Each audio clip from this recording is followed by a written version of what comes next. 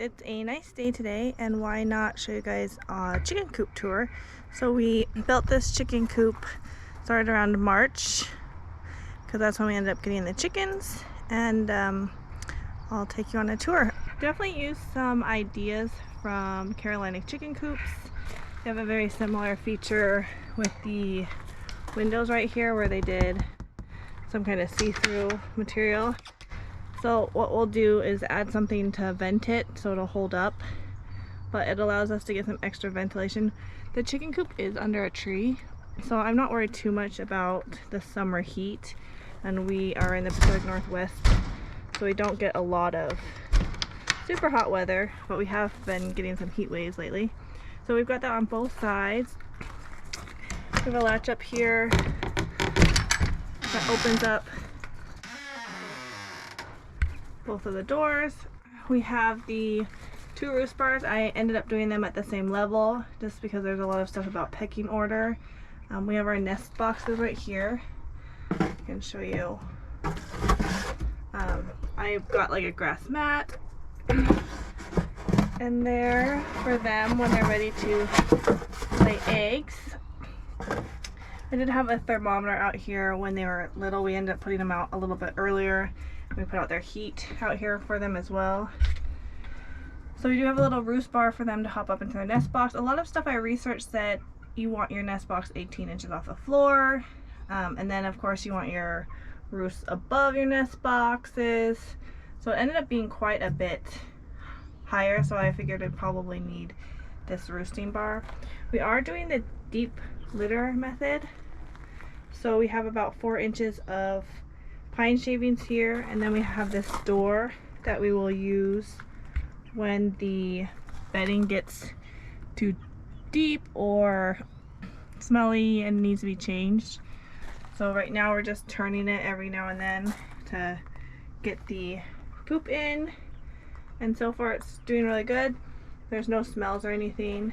I did make the mistake because we were doing the deep bedding method. I ended up putting this door down here, so we did have to make some adjustments and raise the door up and cut a new hole out.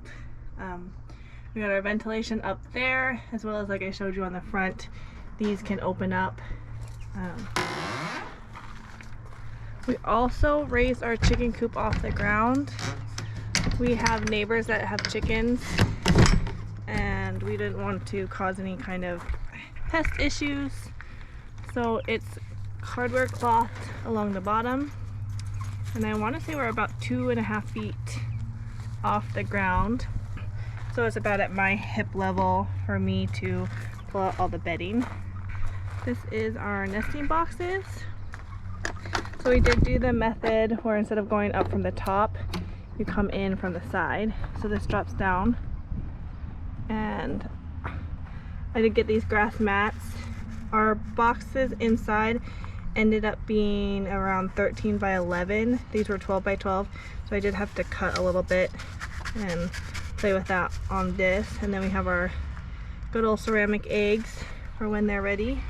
So we did do 3 nest boxes for them, nest box. And it is a little high. We have kids, and we will have to come up with some kind of system for them so that they can actually check the eggs by themselves. Let me bring you over here.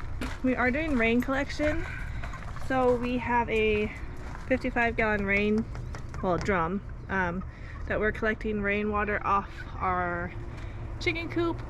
So we installed a gutter, and then we have the plastic roofing material on the top, and then the water flows down into here, and then from here we have a spout on it, and it comes down to our watering bar with water nipples. So I'll give you a better view of that when we get inside. And then we also have young kids, so we decided to put a little shoe bin out here, which I realized one of their pairs of shoes is missing. But this way, if they want to go in the coop, they have to wear their boots, and then they change their boots. Some handy dandy hand sanitizer for cleaning our hands after we touch the chickens. So we have our door where you have to pull it and open it up. And this run is actually in the corner of our property. Got a pine cone stuck on the door. Alright, so this is our chicken run area. We currently have 10 chickens. So this is the bottom of our chicken coop with the tap on the rain barrel, and then it comes out here. These are poultry waters, so they tap on it and water comes out.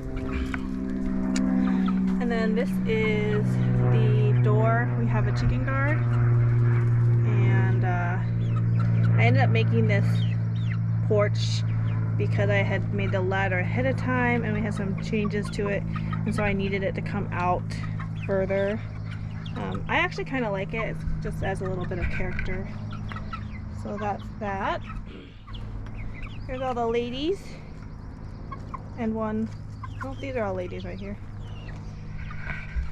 So now back here we have some garden boxes that I ended up doing. My neighbor is also doing some gardens along their fence line. Most of the stuff that I've planted has been decimated. This thing I want to try to grow, so we are protecting it from them, but ultimately these garden boxes are just for the chickens anyways, so I don't really care that much. But they definitely have been kicking up a lot of stuff. This tree roots weren't exposed before, all these rocks, everything. They've been doing their chicken stuff on them. So yeah, and this one I planted a hosta in. We'll see if it survives, but if not, I'll just grow some other stuff. I'll probably find something to section them off with so that I can at least get something established. And then I had this 2x3. I wanted to create a roost for them. They don't actually use it right now. It's probably in the worst spot for them possible, but I wanted to do it between two of the trees. They really enjoy down there because it's often sunny. So right down there they'll be laying down a lot. This fence isn't quite 5 feet, and everywhere else we have it at 6 feet, so we don't really want to have any kind of roost super close in case they get some ideas to roost on the fence or escape, which I doubt they would. But this is a whole run. We're under this big tree right here, which is pretty cool. It actually keeps it dry in here for the most part, especially right around the center area. So it's pretty nice when you come out here. Even if it's raining, you can be protected, and so are the chickens.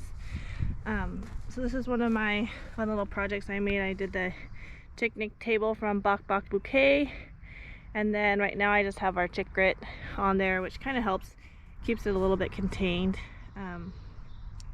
I made a little a little garden bed along the fence line back there, but the chickens were kicking up all the dirt, so I did put some rocks there, which I kind of like. I think it kind of adds to the personality of the chicken coop. And then we share a gate with our neighbors.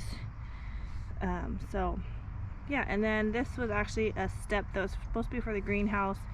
I was temporarily using it for the water because the chickens couldn't reach, and then it did end up moving the water down. So I may move it up later for them once they're more grown. So for now it's just kind of a decoration, I guess. Sometimes they're on it. We also have a grandpa feeder. We got the large size. They didn't have the small size at the time because they were out of stock, and I really wanted to get one. And they can't actually quite use it yet because they're not heavy enough. So we got the majority of our birds March 3rd, and then we got 4 more the following week around the 13th. So this is one of our olive acres. She can't quite get it to go down, and neither can the ones that we got at the beginning of March. So right now there's different settings for it. It's on the 2nd setting, so they're getting used to it, and pretty soon they'll be able to actually work it themselves. So for now I come out here, open it up for them, and shut it at night. So far we have no rodent issues, and this is really one of the reasons why we got this feeder, especially because we have neighbors right here, and then the neighbors across from them have chickens, and because they have chickens, those neighbors have had rodent issues, and we don't want to also have rodent issues ourselves or encourage the rodent issues that the neighbors have already had. So we do have this for that, and it's pretty handy because we can fit a 40-pound bag of feed in there and not have to worry, because you know, ultimately we'd like to go out and do stuff and not have to have someone come open up the chicken coop, open up the food, you know, or feed them or water them. So they should be pretty self-sufficient. Pretty happy with everything. I built 90% of it myself, and yeah, it's turned out to be really great. I had a really fun time building it and learning lots of stuff about how to build things. Definitely made a lot of mistakes along the way, but that's just part of the process, and all the ladies are really happy.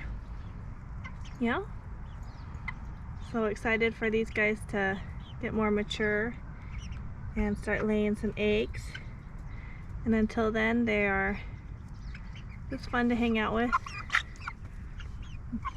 So hope you enjoyed our chicken coop tour, and we'll definitely be doing more tours in the near future of the rest of our base.